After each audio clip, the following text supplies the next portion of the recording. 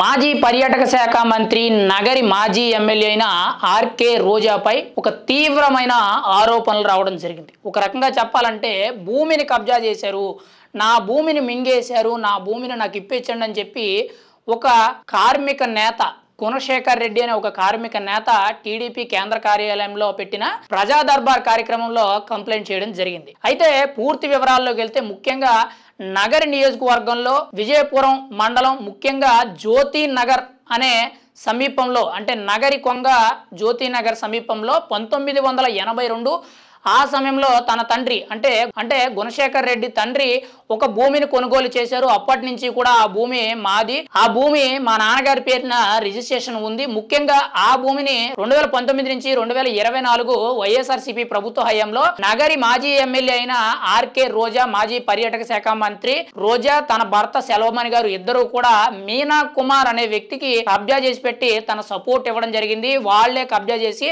Back drop లో బెనామీ కింద పెట్టడం జరిగిందని చెప్పి కొన్ని తీవ్రమైన ఆరోపణలు కార్మిక నేత చేయడం అయితే జరిగింది. అయితే ఇక్కడ ముఖ్యంగా చూసుకుంటే నగరి ఎమ్మెల్యే గారి మీద గతంలో కూడా చాలా ఆరోపణలు వచ్చినాయి. గతంలో భూముల విషయంలో కానీ, ముఖ్యంగా తిరుమల టీటీడీకి సంబంధించిన కొన్ని ఆరోపణలు కానీ, అంతేకాకుండా పర్యాటక శాఖలో కొన్ని ఆరోపణలు, అంతేకాకుండా ఆడుదామ ఆంధ్ర అనే కార్యక్రమంలో కొన్ని ఆరోపణలు, ఇలా పలు రకాలుగా కొన్ని వందల కోట్ల రూపాయలు అవినీతి చేశారని చెప్పి కొన్ని ఆరోపణలు అయితే ఉన్నాయి. అయితే ఆడుదామ ఆంధ్రాకి సంబంధించి కూడా 150 కోట్లకు పైగా అవినీతి చేశారని చెప్పి ఆరోపణలు రావడం, కేసులు కూడా నడుస్తూ ఉండడం, విచారణ చేపట్టడం అయితే జరుగుతుంది. ఇప్పుడు తాజాగా చూసుకుంటే మొన్న శనివారం టీడీపీ కేంద్ర కార్యాలయమైన మంగళగిరి కార్యాలయంలో నిర్వహించిన ప్రజా దర్బార్ కార్యక్రమంలో ముఖ్యంగా నగరికి చెందిన ఒక వ్యక్తి నా భూమిని ఆర్కే రోజా మాజీ మంత్రి గారు కబ్జా చేశారు, నా భూమిని నాకు ఇప్పించండి అని చెప్పి ప్రజా దర్బార్లో కంప్లైంట్ పెట్టడం జరిగింది. ముఖ్యంగా 1982లో తన తండ్రి గుణశేఖర్ రెడ్డి తండ్రి ఆ భూమిని కొనుగోలు చేసినప్పటి నుంచి కూడా ఇప్పుడు వరకు మాదే, కానీ గత ప్రభుత్వ హయాంలో ఆ భూమిని కబ్జా చేసి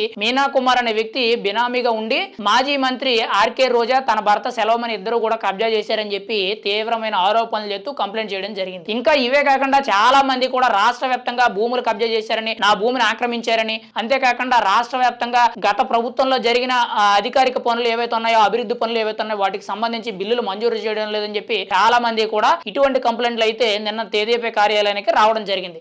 అయితే ఇక్కడ కార్మిక నేత గుణశేఖర్ రెడ్డి తన కంప్లైంట్లో ముఖ్యంగా చూసుకుంటే ఆ భూమిని ఆక్రమించిందే కాక ముఖ్యంగా ఆ భూమిలో ఒక రేకుల షెడ్ కూడా వేశారు. నేను అక్కడికి వెళ్తుంటే నా మీద దాడి చేస్తున్నారు, నా మీద తిరిగి కొట్టడానికి వస్తున్నారు, నా భూమిని నాకు దక్కించండి అని చెప్పి బోరున విలపించడం అయితే జరుగుతుంది. అయితే ఏది ఏమైనా సరే ఒక కార్మిక నేత అయి ఉండి ముఖ్యంగా గుణశేఖర్ రెడ్డి అనే వ్యక్తి నగర నియోజకవర్గంలో చాలా కీలకమైన నేత, కానీ గతంలోనే ఆ భూమికి సంబంధించి కబ్జా చేశారని చెప్పి పోలీసులకు ఫిర్యాదు ఇచ్చినట్లయితే పోలీసులు కూడా వాళ్లతో కలిసిపోయి వాళ్ళకి తిరిగి బెదిరింపులు ఇవ్వడం జరుగుతుంది. ఇటు ఎంఆర్ఓ కానీ, తహసీల్దార్లు కానీ, విఆర్ఓలు కానీ వీళ్ళైతే అసలు పట్టించుకోవడమే లేదని చెప్పి తీవ్రమైన ఆరోపణలు చేయడం జరిగింది. మరి కూటమి ప్రభుత్వం తరపు నుంచి ముఖ్యంగా టీడీపీ తరపు నుంచి చంద్రబాబు నాయుడు గారి దృష్టికి ఈ విషయం వెళ్ళినట్లయితే ఆయన ఏ విధంగా స్పందిస్తారు, ఆర్కే రోజా ఏదైతే కబ్జా చేశారని చెప్పి ఈ భూమి తాలూకు బాధితుడు ఎవరైతే ఉన్నారో తనకి ఏ విధంగా న్యాయం చేస్తారనేది మనం అయితే చూడాలి.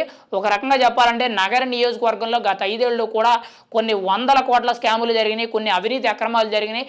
ఇలాంటి పేద ప్రజలకు దగ్గర సంబంధించిన భూములు కానీ, ఆస్తులు కానీ కబ్జా చేసి వాళ్ళని భయపెట్టడం జరిగింది, బెదిరించడం జరిగింది.